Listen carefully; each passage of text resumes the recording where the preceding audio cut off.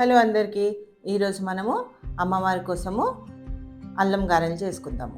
మామూలుగా అల్లం గారెలు చేస్తాను, మధ్యలో మనం చిల్లు చేస్తాము. అలా అమ్మవారికి మనం చిల్లు లేకుండా గారెలు చేయాలి. ప్రసాదంగా చిల్లు లేని గారెలే చేసుకోవాలి. కాబట్టి ఎలా చేద్దామో చూద్దాం. పొద్దున్నే లేచి మనము మినపప్పు నానపెట్టేసుకుంటే 4-5 గంటల్లో మినపప్పు నానిపోతుంది. నానిపోయిన మినపప్పుని మంచిగా మిక్సీ జార్లో తీసుకొని దాంట్లో వేసేసుకుందాం.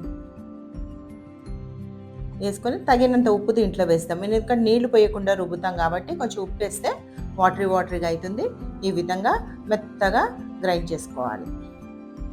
ఈ గ్రైండ్ చేసుకున్నదంతా ఒక బేసన్లోకి తీసేసుకొని మనము చూసారు కదా ఎంత గట్టిగా ఉంది. మామూలుగా గారెలు చేసుకున్నప్పుడు దాంట్లో మనము అన్ని రకాల అల్లము, ఉల్లిపాయ అన్నీ వేసుకుంటాం. ఇప్పుడు అట్లా కాకుండా పచ్చిమిరపకాయలు, అల్లం ముక్కలు, కరివేపాకు వేసుకొని మనం దీన్ని ఫ్లఫీనెస్ వచ్చేంత వరకు, మనం వంట సోడా వేస్తలేమో, ఫ్లఫీనెస్ వచ్చేంత వరకు మనం చేతితో బాగా బీట్ చేసామనుకోండి, మనకి వంట సోడాతోటి పని లేదు.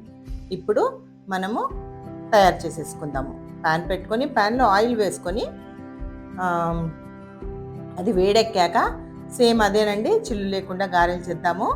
మనము ఇప్పుడు కొంచెం నూనె తడిగి చేసుకొని, చేతికి తడి చేసుకొని గారెలు ఇట్లా వత్తేసుకొని మామూలుగా తీసి దాంట్లో వేసేయడమే. చూసారు కదా, ఈ విధంగా వేసేసుకోవాలి. మనం నైవేద్యం చేస్తున్నాం కాబట్టి శుచిగా పొద్దున్నే లేసి నానిపోయినాయండి. చాలా అంటే చాలా బాగా వచ్చినాయి. అది మన ఓపికని, మనం చేతితో ఎంత బీట్ చేస్తే అవి అంత మంచిగా ఉబ్బుతాయి, సాఫ్ట్గా వస్తాయి. మనము వంట సోడా వేయాల్సిన అవసరం లేదు. మంచిగా ఇట్లా అన్నీ వేసుకున్నాక పద్దాక అటు ఇటు టర్న్ చేయకుండా ఒక్కసారి కాగింది అంటే మనం ఇంకో వైపుకి టర్న్ చేసేసుకుందాం.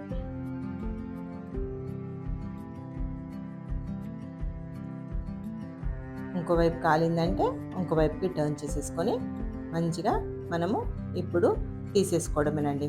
మంచిగా లోపటి వరకు మీడియం ఫ్లేమ్లో పెట్టి కాల్చాం కాబట్టి లోపటి వరకు ఉడికిపోయింది.